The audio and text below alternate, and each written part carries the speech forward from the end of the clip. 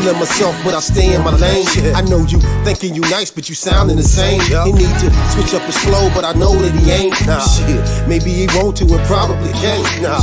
He talk a lot, but ain't saying a word. He's 16, sounding like he be lacing his herbs. Reggie Rock told me time to just focus and spit. Quit worrying about the niggas abandoning shit. I dropped broken and they told me quit biting your tongue. The way you writing sounded like you forgot where you from. Say you from the hood, but you sound like a minister now. Yeah, I could take it there, but shit, I just like how this sound. I should address some of this drama, but letting it go. Shit, I can't keep playing with you niggas, I'm getting too old. The last words Bone told me I never forget. Quit playing with this music and do it to death. Shit, I came back.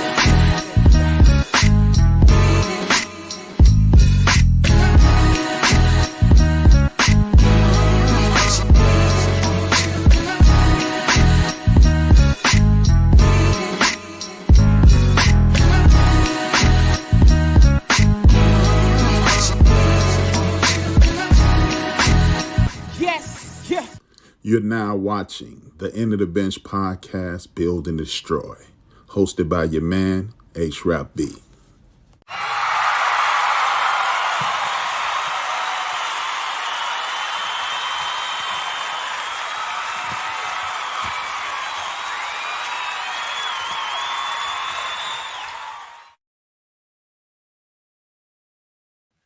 Thank you for tuning in. This is your man H-Rap coming at you live and direct on Built for This, on the End of the Bench Media. This is a program called Build and Destroy, where I attempt to build up the community and destroy the lies and the propaganda that surround our community. Running a little late this evening, please forgive. As I state every week, and I give respect to my ancestors. Who are my ancestors? My mother and my father. Without them, there would be no program. There would be no me. That is Dolores and John. I'm 50% Pollard, 50% Williams, and that brings to you H-Rap in the flesh. Thank you for tuning in as usual. Now, this evening, I'm going to present you with some information I think is vital, and it ties right into the three questions that I ask every week. What do we want as a community? What do we need as a community? And how do we get it as a community?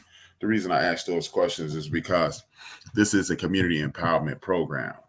The program is designed so you can get information that you need that will help you galvanize wherever you are in the diaspora. Now, we are, as the title states, the fight never will never end. Typo. Please work with me. The fight will never end.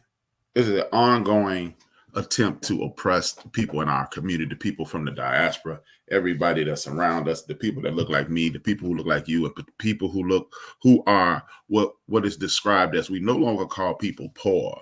We call people underserved, or they don't have the abilities or opportunities that others have. The people who are in control of those opportunities, they are constantly attacking us. Tonight, I will talk to you about Ron DeSantis. I will talk to you about how education is vital, and I will give you examples on how we must galvanize and create unions amongst each other, community unions, family unions, and things of that nature, so you can move forward. You don't want to be put in a situation to whereas your health and wellness is hanging by the balance because you didn't do what you may not have known, or anything of that nature. That is the purpose of the conversation this evening. Now, as I stated, we're going to talk about history repeating itself. And Ron DeSantis, the governor of Florida, is a total culprit of this. I told you last week, the game plan in regards to the wicked and the debaucherous never changes. That game plan never deviates. It has a one-track mind, total domination and subjugation of people who don't have opportunities or who don't have the finances to create opportunities. Why am I talking about history repeating itself? Because they don't ever deviate from the plan. The people who are trying to take opportunities from you, strip you of your rights and things of that nature, they never change the game plan. The game plan is the game plan. They refuse to change it. And what do I mean by that? And I'm going to, please bear with me. I'm still sending out notifications. I had a couple things to do before I started the podcast tonight. So please bear with me. I won't be distracted. I'm just multitasking, something that we all should be able to do. Now, how does history repeat itself? Governor Ron DeSantis is hiring just about any and everybody humanly possible. 3 years ago, and it was the anniversary last week of the debaucherous, murderous, treacherous events of Derek Chauvin on our brother George Floyd. And this set in motion a chain reaction of things. People started making promises. The whole world was paying attention to this, which utterly shocked me. I was surprised, to say the least.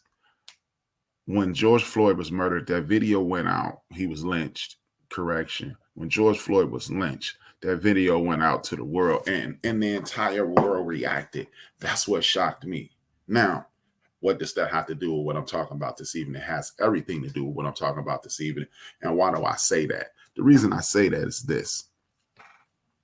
That was the beginning. If you remember, you can go back, you can harken back to the former president saying that police are being disrespected. You can go back to the former president saying that we can rough them up and things of that nature. That's part of an original game plan. That game plan goes back to the 50s. How does it go back to the 50s? Daryl Gates and Willie Wilson. If you are familiar with the Rodney King annihilation, the beatdown that Rodney King took, at that point, it was this one man. He was the chief of police in Los Angeles. His name was Daryl Gates. He was a direct disciple of a man by the name of Willie Wilson. Willie Williams, ironically, same last name, right? Willie Williams did this when LA was on the come up. What we have to remember is most of the people originally lived on the East Coast or the Midwest. The country at one point stopped at the Mississippi River. And as people migrated west, things started to come alive. And when things started to come to life, what happened? You had to recruit. And Willie Wilson, why do I want to call him Willie Wilson? Willie Williams used to recruit from the Deep South. Why did he recruit from the Deep South? Because he knew the way you control the darker community, the Black people, the African Americans, the descendants of African slaves, was through brute force. That's the way he thought. So what he would do, he would go to Mississippi, he would go to Alabama, he would go to Louisiana, he would go to Georgia, he would go to Tennessee and recruit police officers so they could police LA. That's why later on, 50 years later, 40, 50 years later, in the early 2000s, in the late and early 90s, and even in the 80s, and I'm sure even in the 70s, you saw the brutalization of people of our culture. And when you're watching this on TV, the Rodney King thing was the one that they caught on tape. If you know anything about history, you'll know that Brother Malcolm X, the beginning of his riff with the Nation of Islam is because one of the brothers from the NOI, Nation of Islam, was attacked and brutally murdered by the police out there. And Brother Malcolm wanted to take action, but that wasn't the way of the most honorable Elijah Muhammad.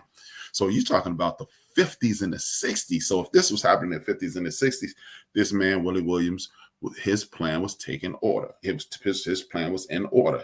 Everything was going the way he wanted it to go. So when you watch these things and you fast forward to now, what happens? Ron DeSantis puts out an ad. Even one here in Chicago, with the amount you will be paid and a $5,000 to $7,000, in some cases even more, and we'll talk about that in a second, dollar signing bonus to leave wherever you are and come to Florida and be the police. And what was he saying? If you don't feel appreciated, if you don't feel like you're being respected and you're the police and you're a police officer, why don't you just come down to Florida? Well, we will accept you. Now, how does that affect anybody in the world? As I've told you several times, over and over and over again, when we are watching them, we need to watch places like Arizona, Philadelphia, Pennsylvania, Pennsylvania, Arizona, Texas, Florida. Those are the breeding grounds for this hate. These people are consistently following the blueprint. What they do is try things out in their state. If it works, then it miscegenates throughout the country. That's what happens. So DeSantis is recruiting police officers, but here's the sad part. He's only the people who are accepting these positions are rogue police officers.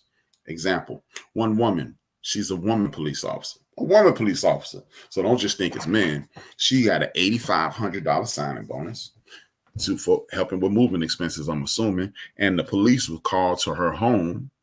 And why would they call to her home? Because she killed her husband. And she did what people normally do in those situations. They claim self-defense. And when you claim self-defense, what happens? You traditionally, when you're a woman and you claim self-defense, more than likely, it's a lot of men who are out here participating in animalistic behavior, and it's a great chance that the man was attacking her. But they found no defensive. They found no defensive wounds on her body. They found only offensive situations with him. So guess who's on trial for murder one? Her. Another officer. His wife had to call the police on him because he was beating her. There have been several officers, all of these guys with horrible track records, leaving places like New York, California, and other places that they were terminated from their positions as police officers. And Florida saying, come on down here, we'll accept you. He's given out to the tune of $9 million in signing bonuses. Why is this important? Because if you're recruiting rogue cops, if you're recruiting rogue police officers, and the reason that they're able to come to your municipality to work as police officers is because they were fired in other places for the illicit behavior, what do you think is going to happen? You even have a police officer who solicited sexual favors. This is who he's bringing down to the state of Florida to police individuals. Again, the same blueprint they followed in California in the 50s. They're doing the same thing. This is also the same man who's trying to do away with history. He's doing the divide and conquer. He's doing away with people who migrate to the state of Florida. This dude is, in my personal opinion, because I always have to say my personal opinion, because if I accuse him of these things, I'm liable. Well, liable isn't right. Now I can be sued for defamation of character. I can't be sued for voicing my opinions, though. But this is what we must pay attention to, because if you start recruiting the rogue guys, now you're telling people all over the country, if I hurt somebody in Illinois, I can go down to Florida. I can go over to other places who are going to enact these activities. These are the things that we must pay attention to. A lot of people don't think history repeats itself. A lot of people will reach out to you and say, hey, man, it's unnecessary to learn history. But if you don't learn history, exactly as the Sankofa symbol in Adinkra in Africa, it is a bird walking towards the future with his head turned backward with an egg in his mouth. What does that mean? As you move into the future, know your past. Why do you need to know your past? Your past will tell you why you're in the situation you're in now.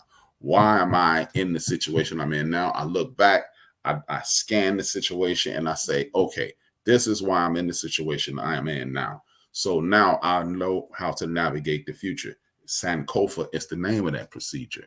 And what we have to do as people in this diaspora is understand the reason we are in these situations is because we haven't paid attention. I've also had a person tell me, that history doesn't mean anything.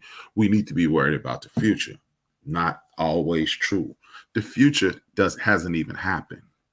Again, the future hasn't even happened. So how can we worry about something that hasn't happened yet? You must prepare yourself. I too have made mistakes, but I won't make the same mistakes consistently.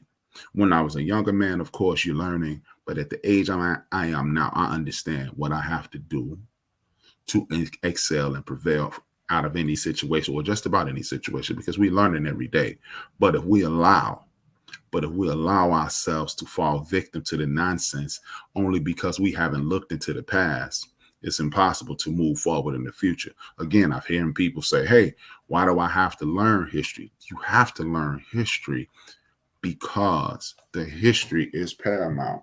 Well, the people, you get pushback. The people who created that history, the Booker T. Washingtons, the W.B. Du Bois, the A. Philip Randolphs of the world, the Dr. Kings of the world, who inspired them? You know what they got their inspiration from? You'll see a video shortly. You'll find out where they got the inspiration from. They didn't get their inspiration from anyone. They looked at our ancestors who were enslaved in bondage and things of that nature. Don't think that only Alex Haley is the only person who recorded his history. We have a history of verbally exchanging our history, because it is paramount that you know about your grandfather, your grandmother, your mother, your father, your uncles, and things of that nature. So we sit around and we would share these things, something that we've lost because we forgot. We have been indoctrinated to the point where we don't talk about who is in our past, and we get trapped into believing this is it. A perfect example of that, over the last 55 years, I would say 55, maybe even 60 years, we've been bamboozled into believing academics is the only way. No, academics isn't the only way. Trade is a way. We've also been tricked into and duped into believing that trade is beneath us. Our ancestors work with their hands, and I'm not going to do that. I'm not going to stoop to that. Again, that's a trick by your enemy, because due to technology, again, if you watch history, technology will tell you menial labor, what you perceive as menial labor, can be done away with. Remember, our ancestors at one point were picking tobacco, they were picking cotton and things. And a guy named Eli Whitney came along and created the cotton gin, and it made some of our ancestors obsolete. So technology, history tells you technology continues to grow and menial labor will be eliminated. Walk into your local Walmart, walk into your local McDonald's. There are kiosks there. There's self-check things there. Why are they there? Because they don't want to pay the people. But how do you circumvent that and put yourself in an advantageous situation?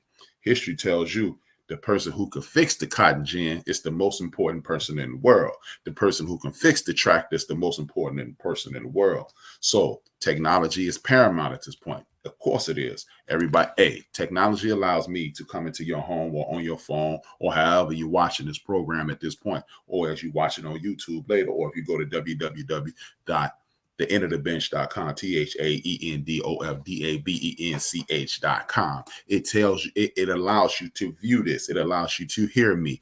You can go to Spotify, iHeartRadio, Spreaker.com, Apple Podcasts, and you can listen to me as many times as you want into perpetuity, correct?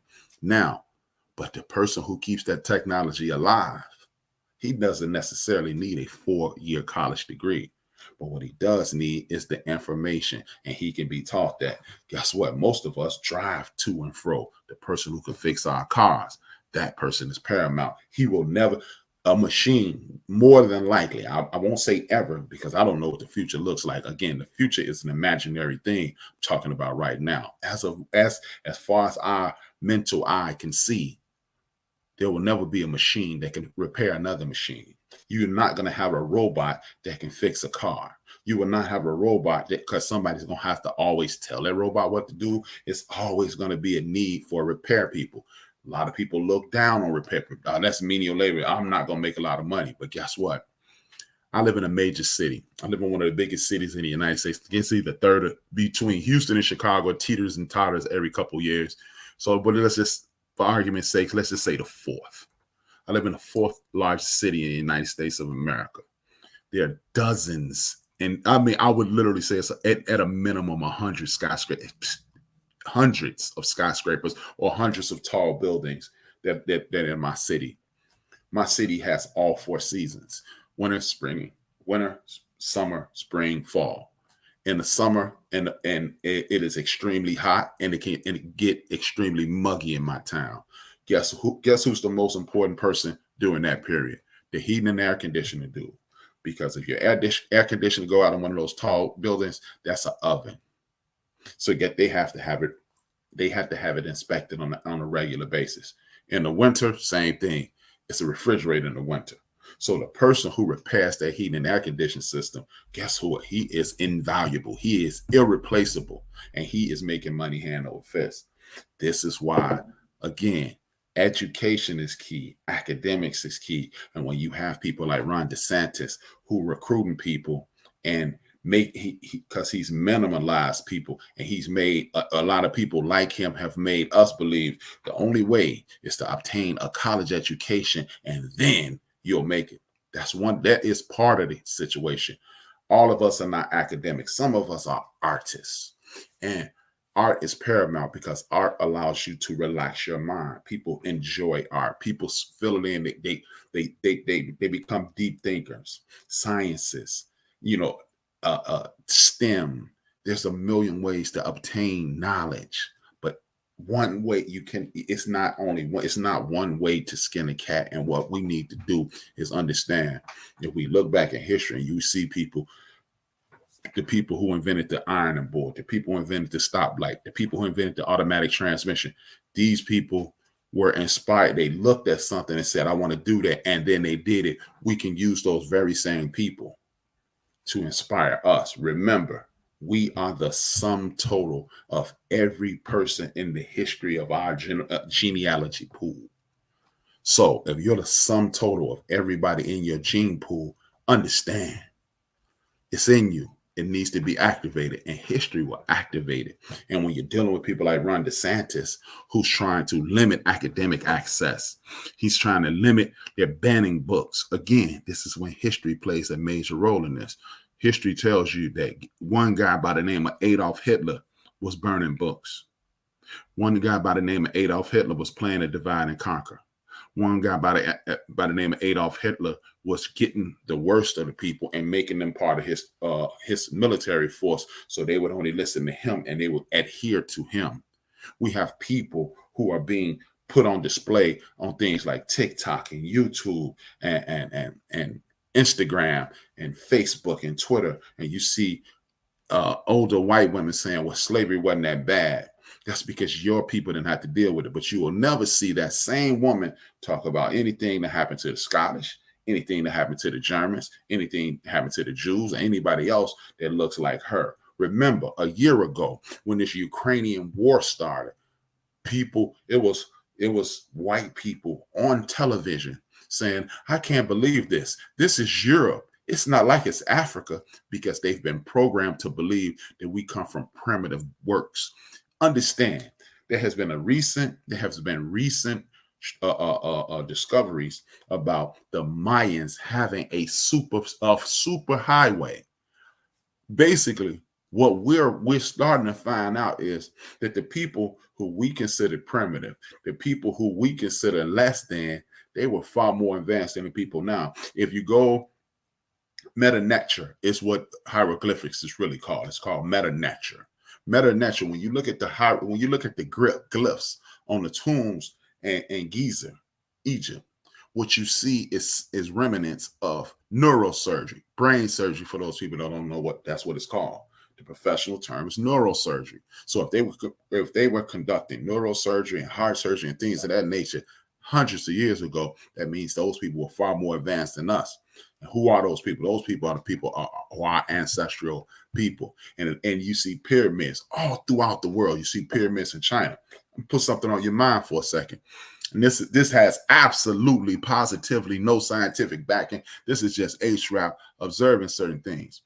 Look at some of our Asian brothers and sisters. We're going straight to China because that's where I'm going. When you see our Asian brothers and sisters, they don't traditionally have full lips. They don't traditionally have a curly hair like us. We call it nappy, but I'm gonna call it curly because it's either a real tight curl or a loose curl. You have a real tight curl, and that's what we call nappy. You have a loose curl, which is according to Western thinking, it's more aesthetic and more comfortable, and we call it good hair. Now, Asian people have straight hair. When you look at Asian statues, do yourself a favor right now. You can even stop watching the show. You can hit pause, go to it. Look at one of those older statues. They have knots in their head and they have nice full lips. If that has nothing to do with your culture, how do you get that? See, this shows you that we have a fingerprint throughout the world. These pyramids, they're in South America, they're in Southern America, they're in Central America, they're in Mexico. I showed you last week what some of them are even in Denver, Colorado, here in the United States. They are also on the continent of Africa, not just in Giza, Egypt. They're all over the northwest portion of Africa, which everybody tries to make sure that we understand that you guys are from Western Africa. Okay, cool. My man Mansa Musa, the richest man in the history of the earth, the man who changed finance, the man who used to march with 70,000 people draped in gold from Western Africa. So don't try to minimalize my people by giving me a portion of a continent that is clearly mine. But that's neither here nor there. This is what I want you to understand. When you understand the science behind your people, that means that scientific ability is inside of you. For example, me and my man Mo, we're business partners, we're brothers, we're business partners. And guess what? He creates with sound, he creates with digital content, and he creates with a myriad of things. He didn't just wake up one day and know that, oh man, Mo, you're creative. No, that is somewhere in his gene pool. He's told me about his mother and his brother who are artists. They are creating. My daughter is a seamstress. She gets that from my grandmother, her great grandmother. Nobody else. I've never talked to my daughter about being a seamstress, but now she owns a sewing machine and she makes clothes. That more than my dad, my father was a member of the Black Panther Party of self-defense. Guess what? That's why I do a program like I do. See, these things, there's something inside of each and every one of us that if we knew the past, we would be able to equate that to right now, and it would project us into what we are made to do. Everybody on this earth is made to do something. There's one thing for sure. God didn't make any blank lines. We all can do something. We all can do something. If you in knowing your history and knowing what's the history, not only tells you what's coming, it also tells you what you're capable of. And when you know what you're capable of, you're unstoppable. And that's just the bottom line. Point blank, period, end of story. When you know what you're capable of, you will be able to accomplish anything in the history of the world. I'm going to show you this video on education, and I'll be back shortly. Thank you for tuning in to Build and Destroy. It's your man, H-Rap. John Berry Meacham was a businessman, a founder of the oldest Black church in Missouri, and a pioneer in the education of Blacks in that state. Meacham was born a slave in Goochland County, Virginia, on May 3rd, 1789. Meacham learned several trades, including carpentry, in North Carolina and then Kentucky, where he met his future wife, Mary. By the time he was 21, he had earned enough money from carpentry to purchase his freedom, and soon after, the freedom of his father. In 1815, before Meacham had earned the necessary funds to purchase his wife's freedom, she was moved to St. Louis. He followed her there and then purchased her freedom with his earnings. In St. Louis, Meacham met John Mason Peck, a white Baptist missionary who had just moved to the state to start a worship and educational center for Native Americans. Peck identified a need for a worship place for Blacks and enlisted the help of Meacham. Meacham, with no prior experience, built the first Black church with the help of Peck and still continued his trade.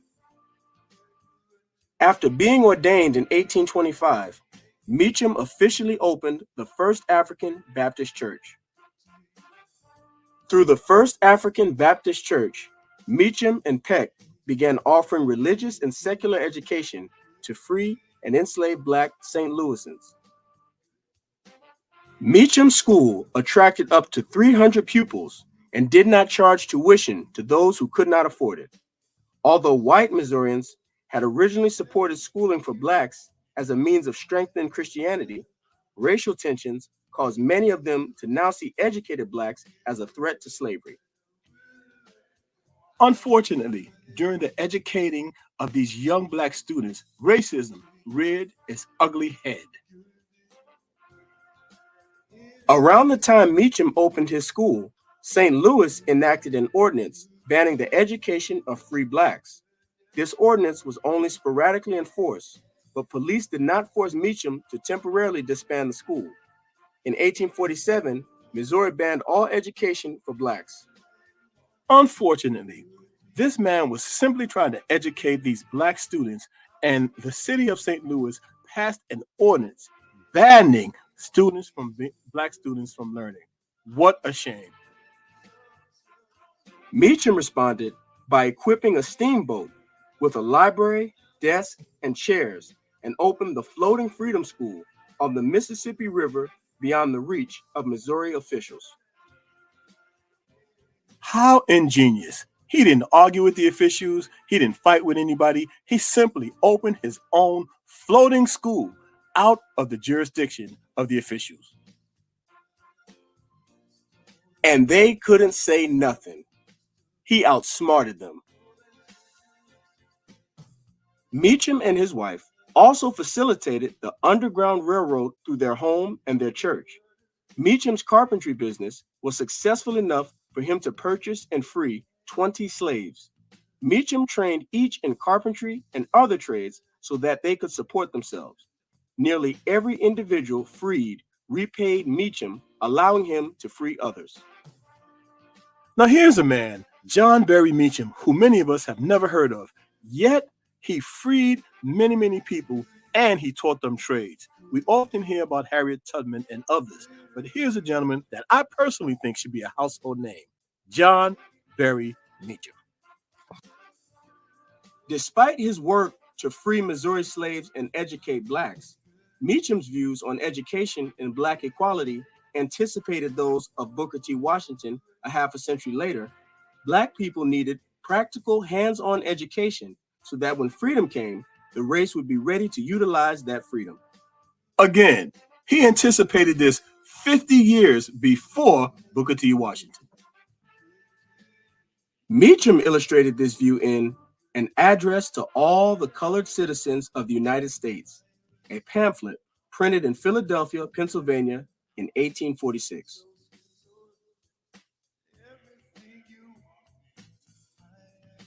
Meacham left a lasting impact on St. Louis. His school educated hundreds of free blacks and slaves, including James Milton Turner, who after the Civil War would found Lincoln Institute, the first school of higher education for blacks in Missouri. The work of Meacham and his wife on the Underground Railroad is now commemorated at the Mary Meacham Crossing in St. Louis, where the two led slaves across the Mississippi River to freedom in Illinois.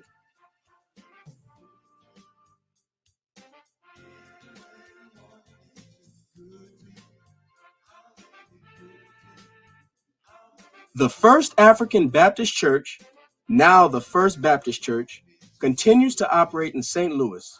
John Berry Meacham died at his pulpit on February 19, 1854. Again, John Berry Meacham and his lovely wife, Mary Meacham, names that should be known in history. They accomplished so much by building a school off the coast of Missouri, a school for black children when no one else would allow them to read in that jurisdiction. If they did it then, we can do it now.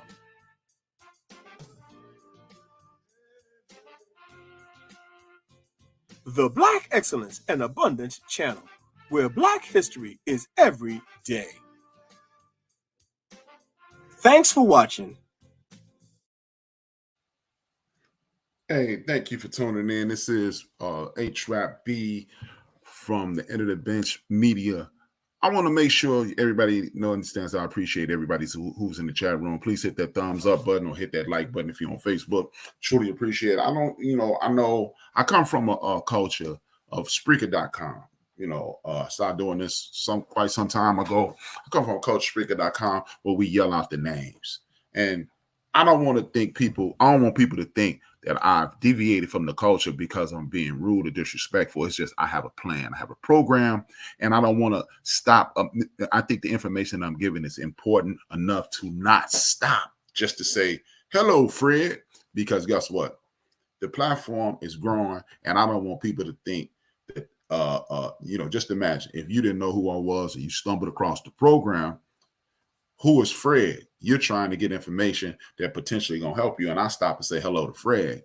It's not that I'm a Fred or whoever you are, this fictitious Fred. It's not that I don't respect the fact that you're in my chat room. I do want to disseminate this information because y'all know I go to Bible study after this, and when I'm at Bible, and I'm on a short leash. So if I'm on a short leash, I can only, I can't stop to say hello to each and everybody. But I want you to understand. You are appreciated. I do really, truly appreciate and love that you show me love every week. And as the platform continues to expand, understand me. Like I told y'all, me and my brother Big Mo, because I don't have no friends. Y'all know me. I don't have no friends. If I F with you, I'm stuck with you. I don't have no friends. I got brothers and sisters, ladies, gentlemen, haters, and bitter friends. You know how it goes. But back to the point. As you saw, as I stated earlier, our enslaved ancestors used the fact that they couldn't learn as motivation. We've been brainwashed into believing there's only one way to be educated. People who repair things is education. People who create things, that's an education, because in order for you to be a effective artist, you must have a root base. And a mechanic is an artist, because you know what? If you're a mechanic, you don't just go to a mechanic school. You have to have a yearning to do that. When you have a yearning to do that, you want to repair things. You want to repair things. That's a creation. See, we must understand that there is no big me and little you. The person who cleans the toilets at your job, he may not have a college. Hey, these days he might have a college education, but he may not have what is considered a formal education, but he is a important cog in this machine called life. So just because I don't mean you can't. Look, I am college educated and I am begrudgingly going, man, never mind. Understand, you have to do what you have to do to survive at all times. At all times. And with that being said, I want to get to this one segment that I've been doing for the last month, because I think this segment is paramount. We must get to this information. This information must be disseminated, because your mother, your sister, your aunt, your daughter, your cousin, your wife, your significant other, it is important that she gets hold to this. Right here in Schaumburg, Illinois, there is a person from the House of Representatives. Her name is Lauren Underwood. She's a member of the House of Representatives. Why is she important? Because she created what is called the Black Maternal Health Bill. It is called the Monuments Bill. I and many people who love Black women are getting behind this bill. We are getting behind this bill because it will add $1.2 or $1.6 billion to healthcare throughout the country. I have people all over the country tuning in. And in some cases, I got like my man from Guyana, South America. I got a homeboy. Well, he ain't a homeboy, but he a cool Twitter guy from Australia, Manchester United. Salute to them. They in England. They love the podcast. So my reach is wide. J-Ron, you'll be happy that I'm going back to sports. So now I keep taking them cigars from you. He up in Canada, so forth and so on. But there are counties throughout these United States of America, where their women have never seen an OBGYN. If you understand how important a gynecologist is to a woman's health, you will get behind this bill. How do you get behind this bill? This is how you get behind this bill. You call your person from the House of Representatives. I don't know my person from House of Representatives, HRAP. Not a problem. You know where you live. All you have to do is dial. This will get you to the House of Representatives in Washington, D.C. Tell them your name. Tell them you're a registered voter, and dial 202-225-3121, 202-225-3121. Tell them that you want to get behind. You want to talk to your House of Representatives person. They will put you into them, and then you can say, "Hey, I need you to co-sign on the Monuments Bill." And once you do that, you hang up and you call your U.S. Senator Dick Durbin. We need to get you on the phone, and you're a senior senator, so you really need to be on top of this. Illinois people, my Illinois people, 202-224-3121. Or if you are throughout the United States of America, that's the number you dial, and to get to the person in the Senate, wherever you're from. It is not hard, folks. These are the people that they work for us. They are civil servants. They serve us. They shook our hands. They kissed our babies when they probably ain't kissed our babies since COVID. They shook our hands. They kissed our babies. They glad-handed us. They told us a whole bunch of lies. This is when the lies stop. We have to put them to work. Now, if you don't have anything in hand, what you can do is go to your phone. We download every app in the history of the world on our phone. Download the 5 Calls app. Why it's the 5 Calls app? It will put you in contact with 5 people in government. You pick those people, whether it be a senator, a state representative, a U.S. representative, the mayor, the governor, whoever it could be. You pick the 5 and you can reach out to these people and make sure they are doing what they're going to do. I'm going to talk about that a little later in the program as well. But I just gave you an example of how history can repeat itself because they're defunding schools. I'm going to get to that in a second. They're defunding schools. But when you have people like Ron DeSantis who are hiring rogue police officers, don't think Ahmaud Arbery, don't think Breonna Taylor, don't think George Floyd, don't think Rodney King, don't think that it stops with them, because the sad thing is, it's somebody more than likely being brutalized by a police officer as I speak.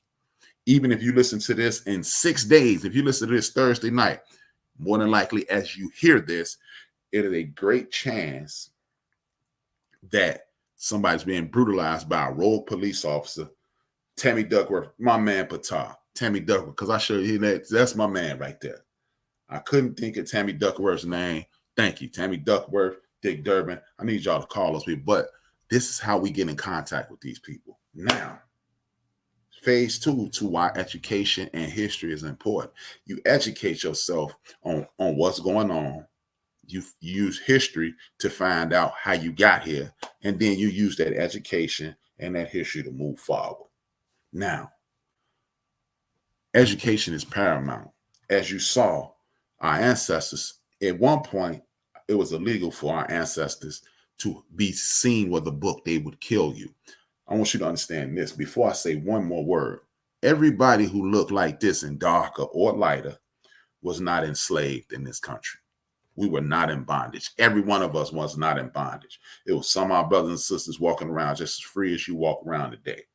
They were probably on edge a little more because of the temperature of the country, but everybody was not enslaved. Back to the point. Here's the point. Education is paramount, and they knew education was paramount. I talked to 2 of my brothers this weekend. My brother, I ain't gonna say their names because maybe they don't want their names said. We were sitting on the back, chilling, at my man house, my other brother house, and they work in education, and they were telling they work in education in high school, and they were saying these young people cannot read. Oh man, that's their lazy parent. It don't make a difference why they can't read. This has to stop. What we have to do is grab hold to our young people and make sure the basics are there. Writing in cursive, reading, comprehending. How do you do that? You're not an educator. How can I do that? But you know what? You can read. If you're watching this, is a 99.9999% chance you can read. So I want you to start reading to your young people and your family. See, when you read to a young person in your family, it sparks curiosity. And when you spark curiosity, what else happens? They want to read and they'll get comprehension, because reading to a child creates his imagination. And when you create an imagination, it creates a yearning to do what you've done. Our children are learning from us. They're either going to draw to what we're teaching or they're going to push away from it. Like me, my mom was an avid smoker, 85% of my life. That led to her demise, but I'm not bringing that up for empathy or anything, but I have never smoked in my life. As a matter of fact, I used to sit around and smoke with the brothers. Every once in a while, I might fire up a cigar, but at one point, I steered clear away from cigars because I felt like a hypocrite.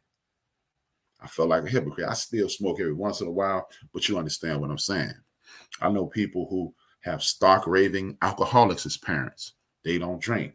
Or I got people who they grew up around alcohol, they avid drinkers. So either you draw to or you push away from. But when you get to the point where you're talking about learning and reading to a child and things of that nature, learning is infectious. So if you sat down for 30 minutes a day and read to your son, your grandson, your nephew, your niece, your cousin, or sit these young people in a semicircle like they used to do back in school, give them some ginger snaps and some cranberry juice like they used to do in preschool, and start reading to these children, it triggers imagination. And when you trigger imagination, you make these kids want to learn. In a lot of cases, we got away from that. So our children don't want to read because they don't understand the value of reading. Imagination keeps you alive. Imagination is why I'm on air with you right now. Imagination is why me and Mo are doing what we're doing, because we've imagined it and we brought it to fruition. So imagination, reading triggers that imagination. I'm an avid reader. Hey, fun fact, I hate reading. But you know what I also hate? I hate being out of the loop. So probably I read because I'm nosy, and I hate to have somebody start a conversation and I'm totally out of the loop. So my ego drives my yearning for knowledge. So it don't make a difference why you need to read, but you do. See, again, back to Ron DeSantis in the state of Florida. I got family from Florida. My dad was born in Florida. So this is what I want you to understand. He was born in Lakeland, Florida. This is what I want you to understand. They're trying, look, Donald Trump tried to get away. They're trying to do away with public school. They don't want you educated. Do you understand? Like, people always say, well, like for example, I'm going to Bible study after this. Oh man, the Bible, the Bible, everybody shoot down religion. But the reason that they didn't have Bible circulating throughout Europe, because only 2% of the population could read. That's how you control people. You keep people ignorant, and they won't, and then they'll believe what you tell them. If you don't believe me, all you have to do is turn to Fox News and look at their constituents. They will believe anything that television tells them, because they're not stopping and doing the research and reading, right? So what we gonna do to combat this is, well, man, what they do over here is the war ended, the Civil War ended, and Black people said, oh, since y'all tried to hide reading from us, and we come from the people who invented written text, so we invented reading, we're going to get back to what our history says. Again, they're going to think history again. Remember, that's been the reoccurring thing of the program, history. They said, okay, we're going to teach our children how to read. And then we start getting elected to offices, we start opening schools, and then white folks start saying, whoa, we want to read too. And then next thing you know, public school happens.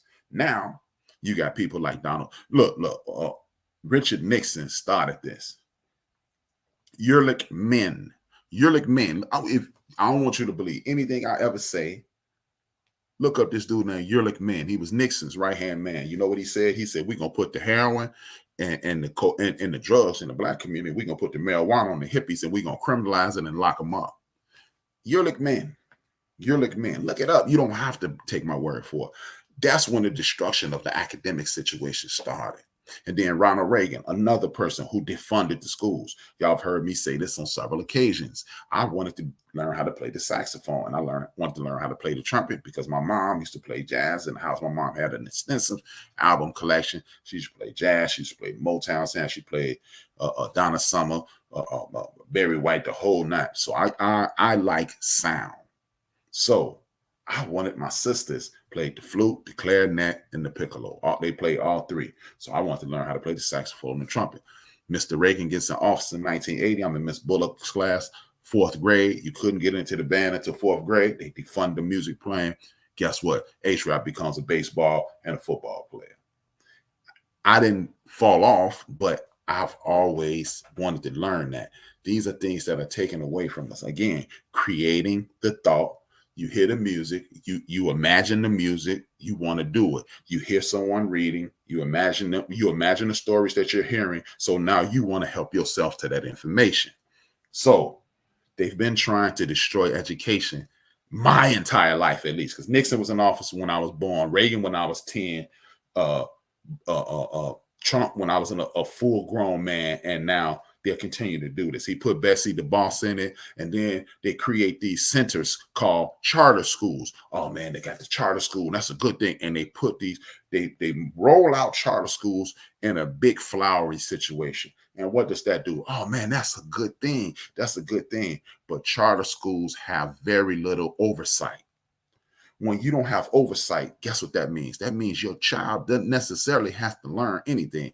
My son, I allowed my son to go to a charter school, but he went to a charter school for one reason and one reason only. He was the spitting image of his pops. My son is a duplicate of me. And me, I work best with a gun in my head. And I hate to say it that way, but I do. You put the pressure on me, and I'm gonna turn that rock into a diamond. Trust and believe. But I knew my son needed that. And he said every day, he would come on, tell me how much he hated the school. And I knew. I was like, and that's why I got you there.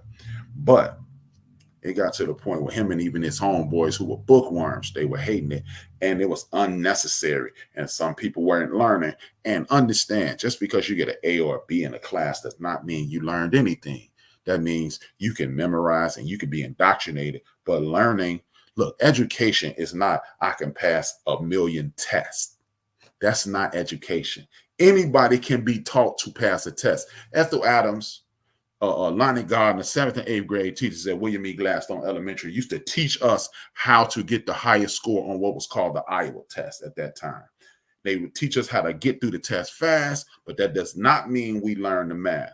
Now, intelligence is the practical application of the information that you've learned. So, for example, not trying to brag on myself, these are things that I read throughout the week, and I process them and I give them to you. That's an example of intelligence. Intelligence is also being able to listen to a car and know exactly what's wrong with it. That's intelligence. An intelligence is being able to look at a television like my man Big Illinois. He can look at your TV and listen to your TV and fix the color and the sound. That's a gift. That's raw dog, buck naked intelligence on display. So just because you can pass a test does not mean you're intelligent. It just means you can be indoctrinated and you can regurgitate things that people have told you time and time again. Perfect example. All of us were taught Abraham Lincoln freed the enslaved Africans. The truth is they were getting their butt whooped until 1864. 1863, he signed in what is called the Emancipation Proclamation, which in essence is a lie, because how can you free the enslaved Africans in the southern part of the country and you at war with them? That's like me getting a divorce and telling you can sleep on my ex-wife's couch. I can't tell you what's going on at her house. He had freed the enslaved Africans in the southern part of the country, which he had no jurisdiction. Lie number one. Lie number two, 1864, in August, he started letting the brothers fight. After 5 years of getting beat to sleep, he let the black men fight. Black men and women fight. And then 6 months later, the war was over. Guess what? You freed yourself. Another lie that you have been told, that you are perceived as intelligent when Lincoln freed the slaves and Lincoln was the friend to the black man. No, he wasn't. Franklin Delano Roosevelt, he made the big deal and he was the friend to the black man. No, he wasn't, because guess what? He created the New Deal, which created Social Security, which created the GI Bill, and he excluded black people. He didn't say I'm excluding black people. He said the people who are not eligible for this is the people who work in indentured as servants. And if you work in homes or if you work in the fields, you're not eligible for this. You still get a paycheck, but you're not eligible for this. Guess who was doing it at that time? We were. So anytime education tells you something that's your friend, I want you to double check it, because 99.9% of the time, they're not your friend. But back to the point. Charter schools. They got us in these charter schools. Oh, charter schools are a good thing, and then they offer you school vouchers. Now, another thing, and on the surface, it sounds awesome. I was listening to my man Ryan Clark, and he was bragging. It wasn't bragging. He was telling a story about how his parents used to break their backs and put him through Catholic schools. Oh man, that's the best way to go, because they're gonna educate you. No, that's further indoctrination, and actually, it's religious indoctrination, because you may not be Catholic, and now you're learning all this stuff about Catholicism. It may not do you any good, but historically, the academic situation is a better situation. So you go to a private school, but again, private schools, the more you learn about yourself, the better you are as a human being. You learn that your grandfather was an attorney, but you never met him. Oh, I didn't know that. You learn that like me, I learned my grandfather was an entrepreneur, and I've had that, and that explains my entrepreneurial spirit. I learned that my dad was a freedom fighter.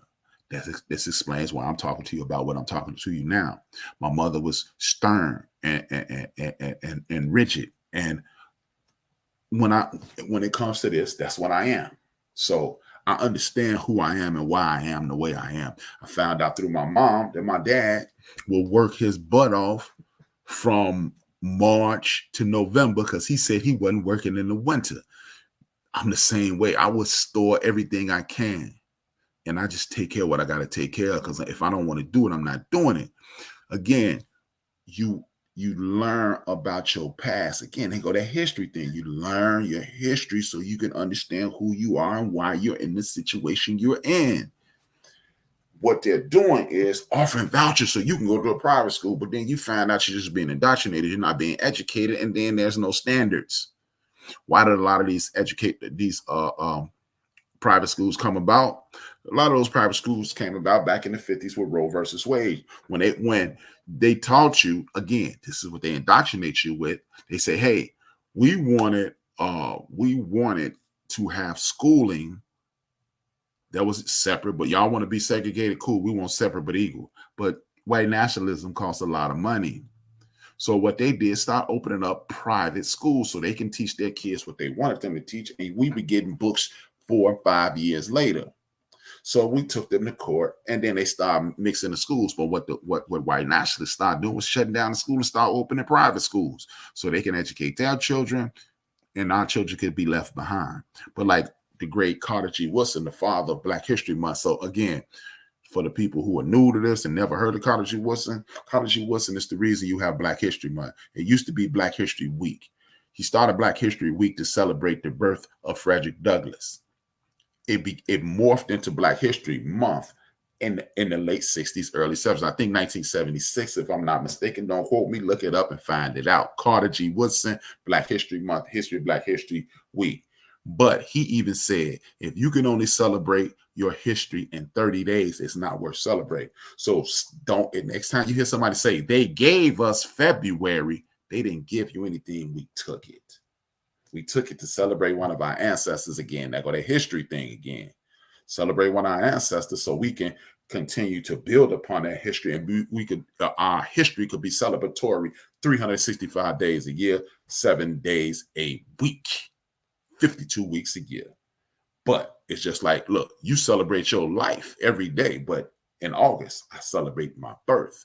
We celebrate our history every month, but the Black History Month, February, is when we celebrate everything. Back to the point. They're trying to do away with education because they're going to give you a voucher so you can go to a private school. But if you go to a private school and find out that they're not educating you, they're just indoctrinating you, you're not improving yourself, what do? Do you pull out of that school? Yes, but if you pull out of that school, you cannot take that voucher to another institution. So you're just giving white nationalists more money. So this is why we need to get involved and get into the entire situation of governmental, what is called civics, learning how to control the government so the government can work to our benefit. Why is that? Why is civics important? Because things like the Census Bureau. The Census Bureau is paramount in our community, but we don't think it is.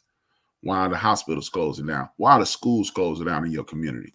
Over 200 schools closed in Chicagoland area due to the reign of terror that former Mayor Rahm Emanuel, wreaked upon Chicago.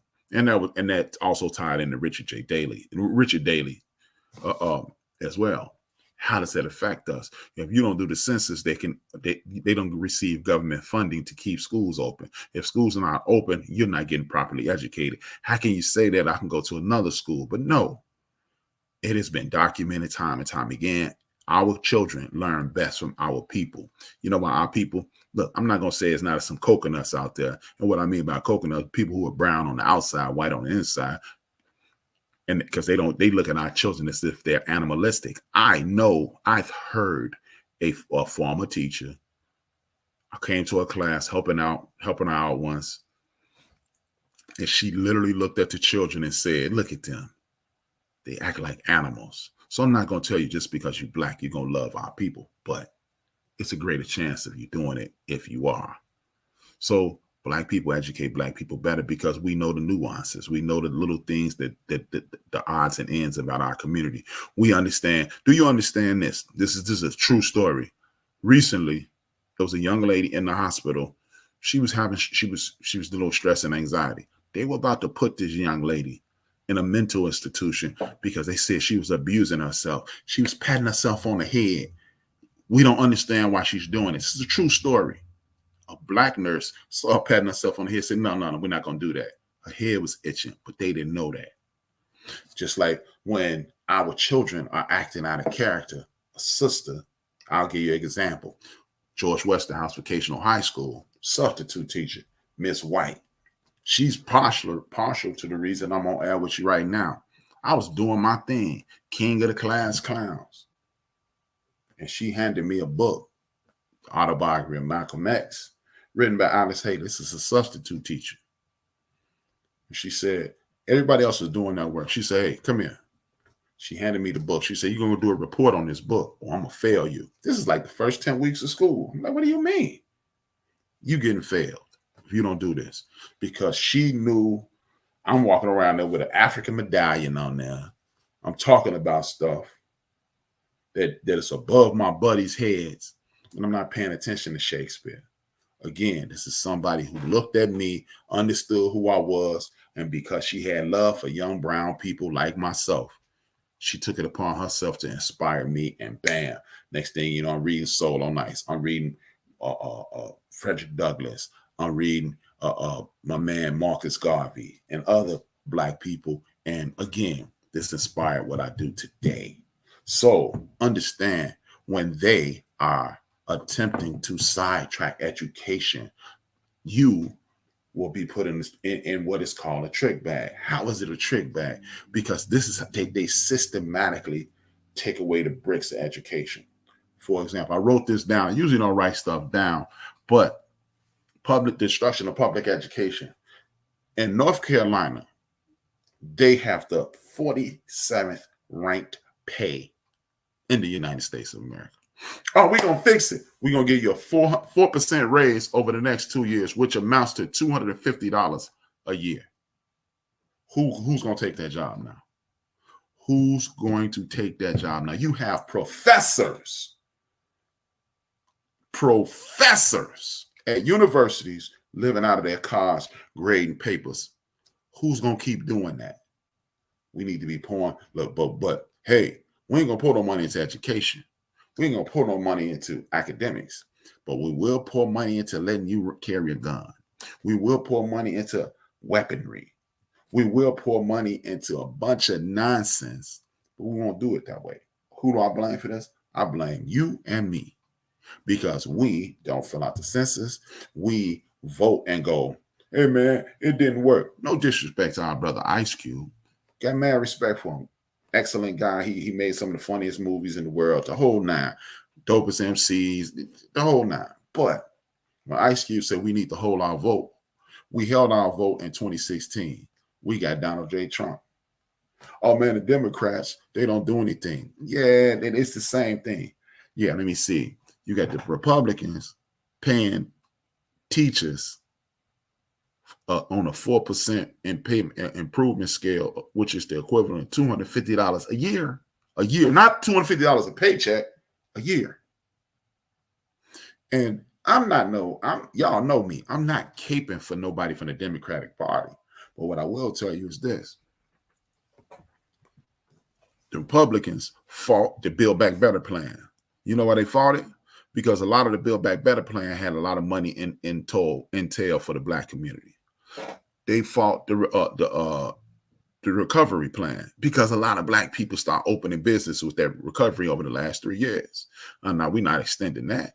Everything that's about us, they try to destroy it. Oh man, the Democrats, Obama didn't do anything for the Black community. Well, what was the agenda? He did it for the gays. The gays said we want equal rights, we want marriage rights, we want equal rights, we want health care. What was the plan that we had? Because if it was a whole bunch of Black people meeting, I wasn't invited, and I don't remember the game plan. So what we have to do is use that 5 Calls apps. What we have to do is subscribe to this channel. What we have to do is talk to Listen to people like my man Roland Martin. Listen to people like my man Phil Scott out of Houston, Texas. Listen to people like Willie D, rapper from the 80s. He's giving out information, and myself and others. We must support Black media. We must support each other. We must stop judging each other. We must put ourselves in an advantageous situation so we can survive this nonsense, this hell of a science experiment called America. So this is why I do this every week. But you know what? I make a little change with this. And me and Big Mo, we're about to make a lot of change with this. We're doing things that will be advantageous to us as well as you. So I need you to understand. Get involved and get into politics. Get involved and get into civics. Get involved and get into the young people of our community. They are not crazy. They are not dumb. They're misguided and uninformed. They're misguided and uninformed. It's our job. The Generation X, we dropped the ball. I keep telling y'all that. The last 5 years of the baby boomers and Generation X, we dropped the ball. So what we're going to do is pick up the ball and fix this. And that's pretty much it for today. I want to thank each and every one of you for tuning in. And as I haven't done this in about a month, so I'm going to do it again. I used to do this every week. I want to salute everybody who support me. And I want to salute the people who give me inspiration. That is Willie D and Scarface, the Ghetto Boys podcast, Tariq Nasheed, Nori Talib, Kweli, Ray Grady, Zoe Williams, Corey Holcomb, Craig Smith, Sway Calloway, Roland Martin, Al Sharpton, Heather B, Clay Kane, Super Dope Brother Clay Kane, my personal favorite, Larry Daniel Favors, one of the most informed human beings I've ever come across in my life, Dr. Greg Carr, Karen Hunter, and the dean of this, the Black Eagle, Joe Madison. Thank you guys for tuning in. Please tell a friend to tune in, subscribe, like, comment. I need it to continue to help this grow. And if you don't do this, I just need you to sit your ass down. Sit your ass down. You better shut your white mouth. I'm not kidding you.